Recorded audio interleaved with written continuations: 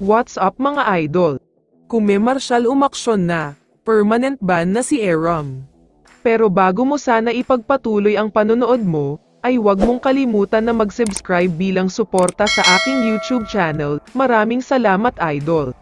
Bago ang lahat, mukhang dapat muna sigurong purihin ang player na ito. Siya kasi ang pinakadahilan kung bakit pangit ang naging performance ni RHJ sa Game 2. Dahil talaga yan sa tindi ng depensa ni Stephen Holt. Pero sa kabila ng pagiging isang matinik na defender, hindi pa rin maiwasan isipin ng mga Ginebra fans, na paano kaya kung maibabalik niya ang offensive-minded na version niya tulad noong nasa Terra Firma pa siya. Ayon kay Holt, hindi na daw niya masyadong iniisip ang opensa, dahil mas gusto na daw niyang makatulong sa depensa ngayon. Na-assign nga daw siya bilang import stopper kaya ang focus niya ngayon ay pigilan si RHJ. Wala na daw siyang pakialam kung mawala na ng tuluyan ang opensa niya, basta mabigyan lang daw niya ng magandang depensa si RHJ at makakuha ng panalo, sobrang masaya at sulit na daw talaga ang hirap. Samantala, dumako na tayo ngayon sa balita tungkol kay Poy Aram. Hanggang ngayon kasi ay trending pa rin ang balita tungkol sa nangyari sa Game 2, kung saan nakita nga sa kamera si Poy Aram na pinagsisipa ang mga bag.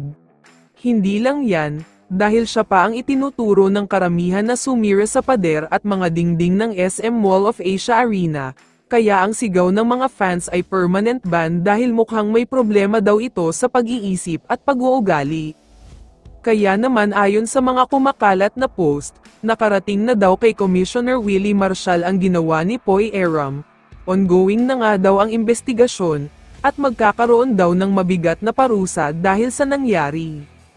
Si Poy Aram ang sinasabing pinakamapaparusahan dito, dahil nga sa ginawa niya sa mismong dugout nila, pati na ang pagpapakita niya ng kawalan ng disiplina, tila hindi na nga daw nagbago ang ugali niya. Kaya naman 3 daw ang posibleng hatol sa kanya, una dito ay ang mabigat na multa, pangalawa ay ang suspension ng at least 1 game, pero ang pinaka-worst na pwedeng mangyari ay permanent ban dahil sa pag-uugali niya. Uulitin ko lang na ito ay kumakalat lamang sa social media, pero sa tingin ko ay hindi muna dapat ban, okay lang pagsabihan siya dahil sa ginawa niya.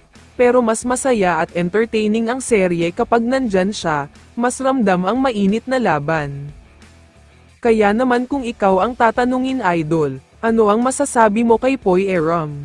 I-comment mo naman ang sagot mo sa tanong na ito. So dito na nagtatapos ang video na ito. Maraming salamat sa pagsuporta at panonood mga idol. Ingat at bye-bye.